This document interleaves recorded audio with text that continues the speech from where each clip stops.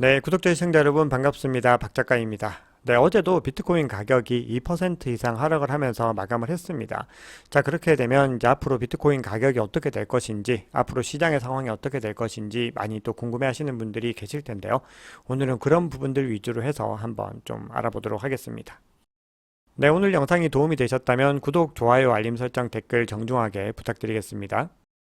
먼저 미국 3대 지수부터 보겠습니다. 지금 암호화폐 시장이 크게 가라앉은 것과 반대로 지금 뉴욕 증시 같은 경우는 장기 국채금리 하락세에 나흘 연속으로 상승의 분위기를 이어가고 있습니다. 그래서 나스닥은 0.7%, 다우는 0.1% 상승을 하면서 모두가 이제 파란불이 켜졌는데요. 그럼에도 뭐 상승폭 자체는 좀 제한되는 모습들을 보이고 있습니다. 네, 어제 장기 국채 금리의 진정세를 만들어내고 3대 지수가 상승하게 된 원인은 어제 발표된 요 생산자 물가 지수 때문인데요. 자, 지금 보시면은 사실은 결과가 아주 애매하게 나왔는데 지금 투자자나 시장은요. 어떤 작은 어떤 수치에도 크게 의미를 부여하는 그런 모습들을 좀 보여주고 있는 것 같아요. 제 생각에는. 그런데 지금 보시면은 예측치를 상회를 했습니다. 자, 이 얘기는 분명히 인플레이션이 잘 원만하게 잡히지 않고 있다라는 시그널로 볼 수 있는데 이전치보다는 하회하는 모습을 보였습니다. 그래서 시장에서는 이 부분을 좀 주목을 하고 있습니다. 네, 그럼에도 코어 CPI 같은 경우는 예측과 이전치를 모두 다 상회하는 모습을 보였는데요. 이게 헤드라인보다는 계속해서 코어가 좀 더 잘 잡혀가고 있는 모습들을 보이고 있기 때문에 거기에도 어떤 의미들을 부여하지 않았나라고 생각을 하고 있습니다. 네, 그래서 전체적인 상황을 한번 보시면 이게 생산자 물가지수이고 이게 근원 생산자 물가지수인데요. 자, 생산자 물가지수를 보면 크게 하락을 했다가 지금 다시 반등하는 움직임들이 좀 뚜렷하게 나타나는데 반해서 이 코어 같은 경우는 하락한 이후에 지금 완만하게 지금 움직임을 가져가고 있기 때문에 이 부분들이 반영이 돼서 장기 국채 금리가 지금 진정세로 돌아선 것이다 이렇게 볼 수가 있습니다. 네, 그래서 장기 국채 금리 보시면은 여기 PPI 발표 이후에 지금 하락을 했고요. 지금 요 구간에서 좀 진정세를 가지고 가고 있습니다. 근데 소폭도 반등을 했었는데 다시 좀 하락하는 모습을 보였고요. 촬영 시점 기준으로 4.5% 정도인데요. 요거는 9월 말 수준까지 다시 떨어진 것으로 볼 수가 있습니다. 자, 그리고 지금 2년물 국채 금리도 장기 국채 금리보다는 좀 덜하지만 지금 진정세로 돌아서는 모습들을 보이고 있습니다. 네, 그리고 오늘 더 중요한 지표가 발표가 되는데요. 소비자 물가지수 CPI가 발표가 됩니다. 그래서 지금 이코노미스트들은 9월 CPI가 전달보다 0.3% 오르고 전년 동기 대비로는 3.6% 오른다라고 예측을 하고 있습니다. 그래서 전달에 비해서 지금 줄어든 수준으로 상승세가 꺾이는 것으로 예측을 하고 있는데 이 결과에 따라서 금리 정책의 방향성들이 조금 더 투명해질 수가 있는 거죠. 네, 그런데 어제 FOMC가 9월 회의록을 공개를 했는데요. 지금 기준금리를 한 차례 추가로 인상하는 것, 올해 연내에 인상하는 것에 더 무게감을 두고 있습니다. 그래서 연내 1회 더 금리를 인상하는 것에 19명 중에서 12명이 지금 찬성을 하는 것으로 나오고 있습니다. 네, 그럼에도 불구하고 시장에서는 올해는 더 이상 금리 인상이 없을 것이다라는 전망이 더 지배적입니다. 그래서 보시면은 11월에 금리를 동결할 것이다라고 하는 전망이 이제 거의 90%에 육박을 하고 있고요. 그리고 그 다음 달 12월 달도 72.9%로 좀 압도적으로 높은 수치를 계속해서 유지하고 있습니다. 네, 그럼 비트코인 차트를 보겠습니다. 지금 비트코인이 4거래일 연속으로 하락으로 마감을 했는데 어제는 가장 큰 폭으로 지금 하락을 했습니다. 그리고 지금 굉장히 무빙도 큰 모습을 보이고 있는데요. 지금 비트코인이 10월 이후로 가장 큰 폭으로 지금 하락을 한 부분은요, 뭐 어떤 명확한 이유보다는 지금 현재 전반적으로 시장의 어떤 상황들이 종합적으로 반영된 것으로 판단이 되고요. 지금 4일간의 주식 랠리, 그리고 3일 연속 채권 수익률 하락으로 인해서 지금 암호화폐에 대한 매수 관심들이 지금 촉발되지 못하는 부분들이 있습니다. 그러니까 시장의 관심들이 지금 돌아오지 못하고 있어서 결국 이 부분이 유동성 문제로 연결이 될 수밖에 없는 그런 상황들인 거죠. 자, 그리고 코인글래스 데이터에 따르면요. 지난 또 1시간 동안에 전체 네트워크에서 1147만 달러 규모의 포지션이 강제 청산이 되었고요. 그 중에서 롱 포지션이 무려 1131만 달러를 차지해서 뭐 압도적인 수치를 가지고 갔습니다. 그래서 어제 비트코인은 2% 이상 하락으로 마감을 했고요. 이더리움을 비롯해서 알트코인들은 오히려 비트코인보다 상대적으로 선방한 모습을 보였습니다. 그래서 비트코인 도미넌스는 지금 어제 큰 폭으로 하락을 해서 지금 51%를 무너뜨리고 지금 50.8%에 머물고 있습니다. 그럼에도 뭐 절대적인 수치에서는 굉장히 높다라고 볼 수 있는데 이 구간에서 이제 어떤 움직임을 가져가는지를 또 중요하게 보셔야 됩니다. 공포 및 탐욕 지수는 두 개 다 하락을 해서 45로 이제 공포 단계로 접어들었습니다. 네, 그러면 CBD 지표 간단하게 보겠습니다. 먼저 파이어 차트를 보면요. 지금 매수벽 같은 경우는 26K와 26.5K에 희미하게 존재하고 있습니다. 그리고 지금 가격대가 26.6K에서 8K 정도에 머물고 있는데 이 구간이 굉장히 또 중요한 지지 구간입니다. 그래서 이 구간을 지켜내느냐에 따라서 단기적으로 더 하락을 하느냐, 상승을 하느냐가 결정이 되는데요. 지금 매도벽 같은 경우 지금 이 구간에서 형성됐던 것이 지금은 안 보이는데 가격이 본격적으로 또 추세를 타게 되면은 아마도 급하게 형성될 가능성이 있고요. 28K, 28.5K, 29K의 차례대로 지금 매도벽이 형성이 되어 있는 상황입니다.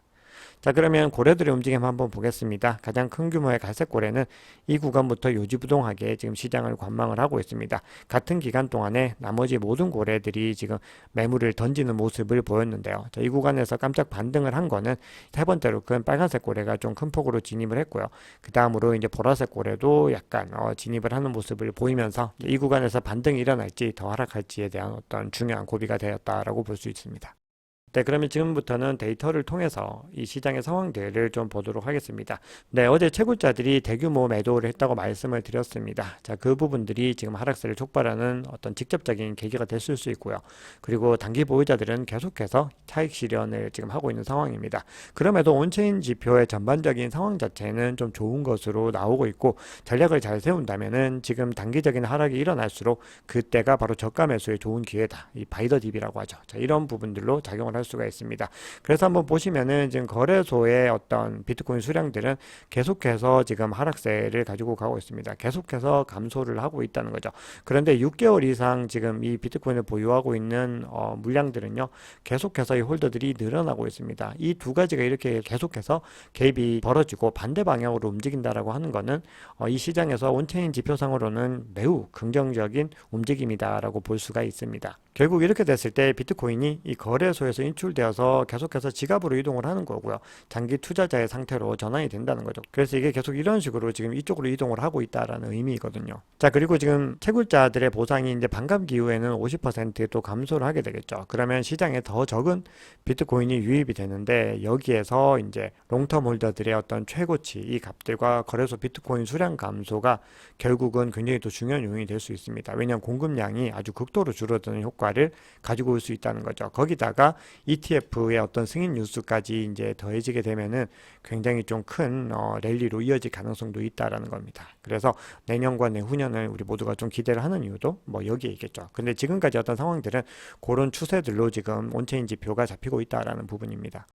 네, 그런데 어제 이제 큰 폭으로 하락을 한 이후에 지금 청산이 일어났죠. 그러고 나서 지금 미결제 악정이 계속해서 크게 증가하고 있다라는 시그널들이 나오고 있습니다. 요거는 여러 어떤 분석 기관에서 동일하게 지금 계속해서 제시를 하고 있고요. 펀딩 레이트도 계속해서 지금 크게 증가하는 모습들을 보이고 있습니다. 자, 그러니까 미결제 악정이 급증하고 펀딩 금리가 이렇게 긍정적으로 바뀌었다라고 하는 부분들이 중요한데, 자, 여기서 이런 상황에서도 지금 가격이 지지부진한 모습을 보이고 있다라고 하는 거는 이번 하락폭이 잠재적으로 매수세를 유발할 수 있는 기회가 된다라고 이 글래스노드의 공동 창업자들은 주장을 하고 있습니다.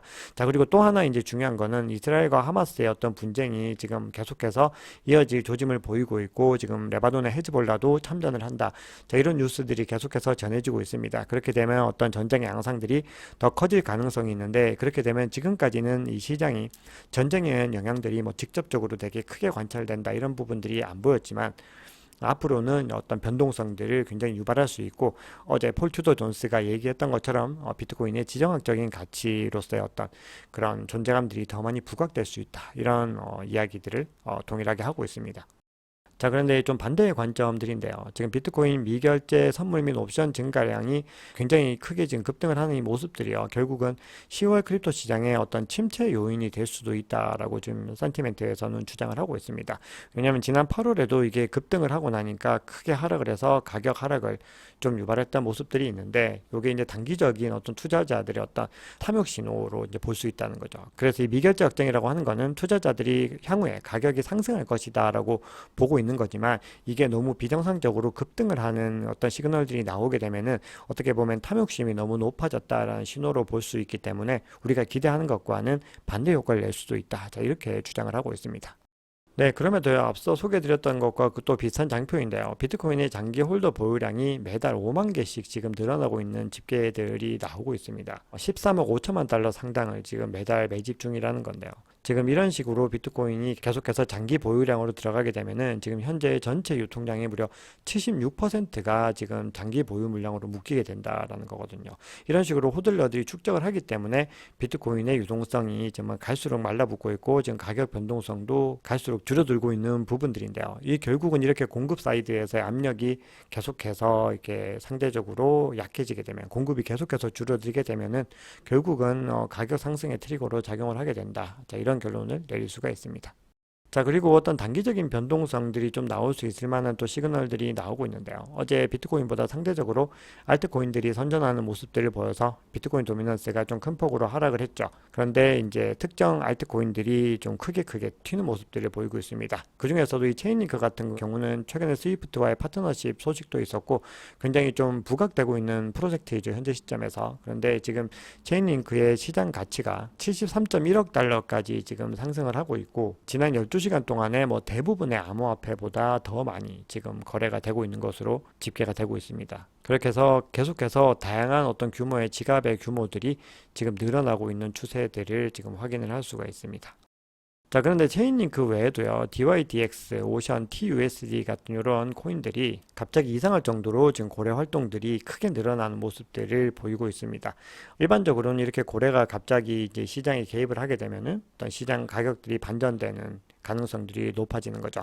왜냐하면 이 시장은 어쨌든 큰 물량들을 좌지우지할 수 있는 고래들에 의해서 많이 이제 좌우가 되는 부분들이기 때문에 지금 시장에 이런 식의 스팟성 변동성이 나타나고 있다라고 하는 건요. 결국 암호화폐 시장 전반에서 이제 변동성이 일어날 조짐을 보이고 있는 것이다라고도 조금 크게 보면은 해석을 할 수가 있습니다. 네, 그리고 또 흥미로운 자료가 있어서 하나 가지고 와봤는데요. 소르티노 비율이라는 게 있습니다.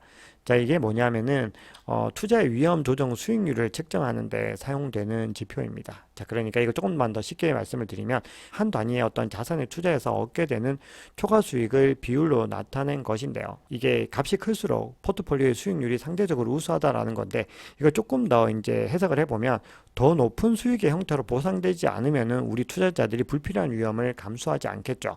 그런데 이렇게 비트코인에 투자를 한 건요, 어떻게 보면은 특정한 수준의 위험을 감수했지만 그 이상의 어떤 보상들을 제공을 했다라는 의미로 볼 수가 있거든요. 그래서 이 얘기는 비트코인이 다른 주류 자산보다 더 유리한 위험 조정 수익률을 제공을 한다는 겁니다. 그리고 지금 다른 자산들, 뭐 이더리움이나 아니면 나스닥이라든지 다우라든지 이런 S&P 같은 지수와는 비교할 수 없이 높았고요. 조금 그나마 그래도 근처에 조금 있는 거는 달러 인덱스 정도라고 지금 집계가 되고 있습니다. 자, 그래서 지금 이 얘기는 어떤 의미로 볼 수 있냐면은 어떤 비트코인을 비롯한 암호화폐에 단기 투자하는 사람들이 많이 있지만 사실은 장기 투자했을 때 훨씬 더 큰 이익을 줄 수 있는 자산이 바로 비트코인이다라는 것을 이 표를 통해서도 알 수가 있는 겁니다. 자, 이번에는 중요한 뉴스 몇 가지만 전해드리고 좀 가격 주의를 좀 보겠습니다. 아마 오늘 이제 뉴스 중에서는 이게 가장 중요한 뉴스라고 볼 수 있는데요. 지금 블룸버그의 ETF 전문 애널리스트입니다. 에릭 발추나스라는 분이죠. 제가 영상에서 자주 소개해드리는 분입니다. 왜냐하면 지금 시장에서 비트코인 현물 ETF 승인 여부가 굉장히 중요하기 때문에 그런 거죠. 근데 이번에 이제 이분이 어떤 얘기를 하고 있냐면은 아크 인베스트가 제출한 이 비트코인 현물 ETF와 관련해서 SEC와 의견 교환이 이루어졌다는 겁니다. 그리고 이것이 굉장히 긍정적인 시그널이다. 자, 이렇게 분석을 하고 있는데요.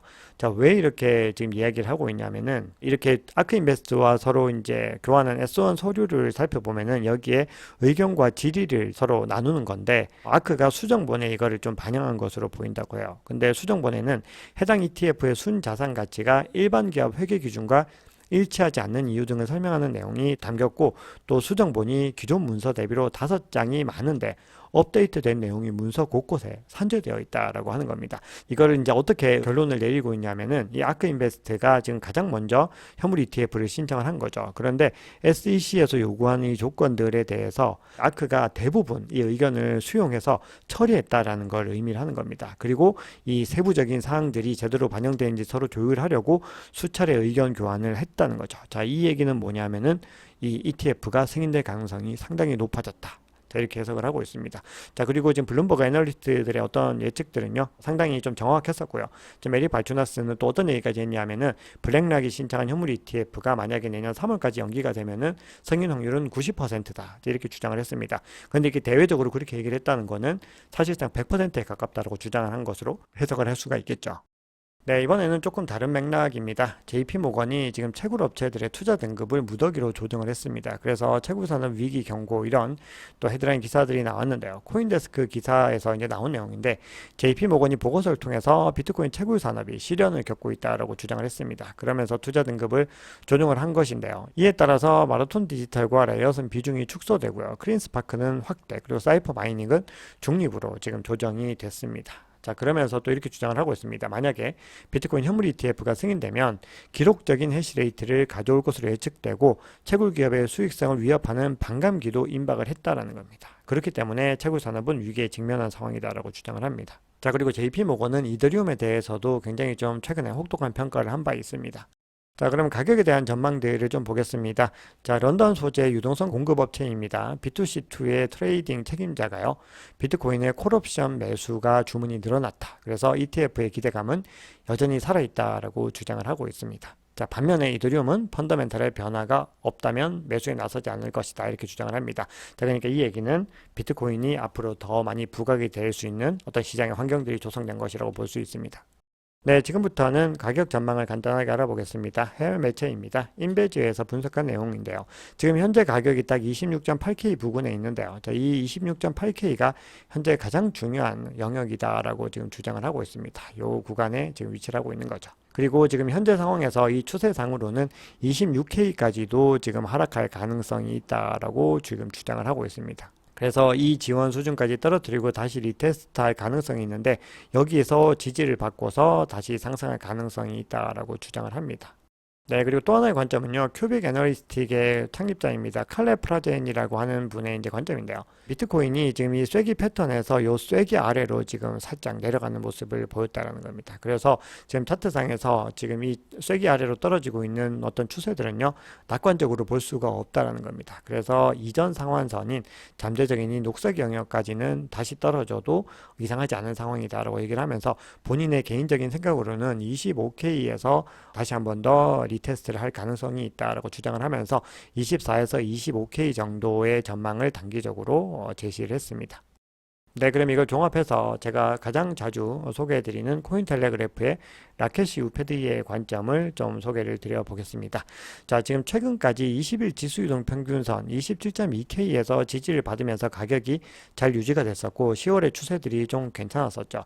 그런데 지금 이 수준은 이제 돌파를 당했기 때문에 아마도 하락세가 통제권을 장악하려고 시도하고 있고, 그리고 하락세가 좀 더 우위에 있지 않나라고 이야기를 하고 있습니다. 자, 그러면서 이 빨간색 선입니다. 지금 50일 단순이동 평균선 요 수준에 지금 거의 딱 걸쳐 있는 상황인데, 이 수준에서 만약에 균열이 생겨서 이 아래로 하회를 하게 되면은 26K까지 하락을 할 수 있고, 그리고 24.8K까지도 다시 지지 테스트를 할 수 있다고 주장을 합니다. 앞서 소개해드렸던 관점과 동일하죠. 근데 그거는 이제 조금 더 그 부분에 더 포커싱을 뒀다면 요 관점은 좀 더 중립적인 겁니다. 왜냐하면 매수세와 매도세가 어디에서 더 균형이 또 달라질지를 우리가 알 수가 없는 부분들이 있기 때문이고, 어떤 스팟성 호재나 악재에 의해서도 가격 변동성은 크게 좀 변동이 될 수 있는 거죠. 자, 그래서 이제 만약에 이제 베어리시한 관점은 이렇게 된다면 불리시한 관점은 어떠냐 하면은 지금 50 SMA에서 이제 반등을 해서 다시 20 EMA 위로 가격을 끌어올릴 수 있다면 28.1K까지는 충분히 상승할 가능성이 여전히 열려 있다라고 이야기를 합니다. 자, 그리고 이제 종합적으로 봤을 때 20 지수 이동 평균선이 좀 평탄한 방향으로 가고 있고, 지금 RSI 같은 경우도 중간점 바로 아래까지 지금 내려간 상태죠. 그래서 단기적으로는 아무래도 이 가격의 어떤 변동 범위가 좀 제한이 될 것 같다라고 이야기를 합니다. 네, 그러면 지금부터는 가격의 어떤 중장기적인 어떤 상황들을 좀 보겠습니다. 지금 가격이 지지부진한 것 같지만 이 2016년 이후의 반감기와 2020년 이후 반감기의 누적 평균을 대비를 해보면은 딱 요 사이에서 어떤 채널의 어떤 움직임들이 일어나고 있습니다. 그래서 지금 이 부분은요, 사이클상에서 뭐 큰 폭의 변함이 없는 부분들이고요. 이제 반감기가 더 가까워지면서 이 구간들 2020년 누적 평균을 갖다 뚫고 올라가게 되는 경우에 이제 상승장으로의 어떤 전환들에 가까워진다고 볼 수 있습니다. 네, 그리고 늘 뭐 불리시한 관점을 소개해 주시는 분이라 제가 자주는 소개를 안 드리는데요. 이 트레이더 타디그레이드라고 하는 분이 있는데요. 자, 이분은 지금 어떻게 또 얘기를 하고 있느냐 하면은 과거의 어떤 사이클들, 세 차례 사이클들의 어떤 패턴들을 주봉 차트를 가지고서 살펴보고 있는데요. 지금 급속한 이 랠리, 포물선 랠리가 이어지기 전에 지금 어떤 현상들이 일어나는지를 이야기를 하고 있는데 지금 요 지지 구간에서 이 추세선 아래로 떨어지는 구간이 지금 발생을 했죠. 그런데 과거의 패턴에서도 이 상승 랠리 전에는 반드시 이런 추세적으로 이 지지 구간을 이탈하는 부분들이 있다라는 겁니다. 그래서 지금의 어떤 시그널들과 어떤 차트의 방향성은 과거의 반감기 패턴과는 달라진 것이 없다 이렇게 얘기를 하고 있습니다. 네, 그리고 제가 앞서 단기 차트를 말씀드릴 때 라켓 우패드의 관점 얘기할 때 좀 말씀을 드려야 되는 부분을 제가 지금 말씀 못 드렸는데 지금 현재 가격 자체가 200일 이동 평균과 200주 이동 평균보다 다 하회를 하고 있는 거죠. 자, 그래서 지금 그 구간들을 뚫고 올라가야 되는데 특히 200일 이동 평균과 200주 이동 평균선의 합류점이 지금 28K 부근이거든요. 그래서 그런 의미에서도 지금 28K와 28.1K 부근을 뚫어내는 것은 이 기술적 분석상으로는 굉장히 중요한 지점이다라고 말씀을 드릴 수가 있습니다. 자, 그럼 마지막으로 이더리움 얘기를 하겠습니다. 자, 지금 이더리움이 가격이 굉장히 좀 지지부진하죠. 그리고 선물 ETF 승인 이후에도 지금 가격에 큰 폭의 변함이 없는데요. 영국의 굉장히 대형은행입니다. 스탠다드 차타드가 이더리움이 2024년이 되면은 4K까지 갈 수 있고 2026년에는 8K까지 도달할 수 있다라고 주장을 하고 있습니다. 그래서 이렇게 상승할 수 있는 요인은 게임 분야와 그리고 토크나 같은 새로운 수요들이 결국 이더리움의 스마트 컨트랙트 지배력을 더 상승시킬 것이다라고 얘기를 하고 있습니다. 그리고 또 하나는 이더리움의 레이어 2의 어떤 성장성 부분들도 굉장히 중요하게 바라보고 있습니다. 그래서 내년 4월 예정된 비트코인 반감기는 알트코인, 특히 이더리움의 가격 상승도 함께 견인할 것이다 라고 주장을 하고 있습니다. 참고로 이 스탠다드 차트는 비트코인 가격에 대해서도 굉장히 불리시한 관점들을 제시하고 있고요. 1억이 훌쩍 넘는 금액으로 상승이 가능하다라는 전망들을 계속해서 유지하면서 오히려 어떤 가격 전망을 더 상향 조정을 하고 있습니다. 네, 오늘 준비한 얘기는 여기까지입니다. 여러분 오늘 내용이 도움이 되셨다면 구독, 좋아요, 알림 설정, 댓글 정중하게 부탁드리겠습니다. 지금까지 박 작가였습니다.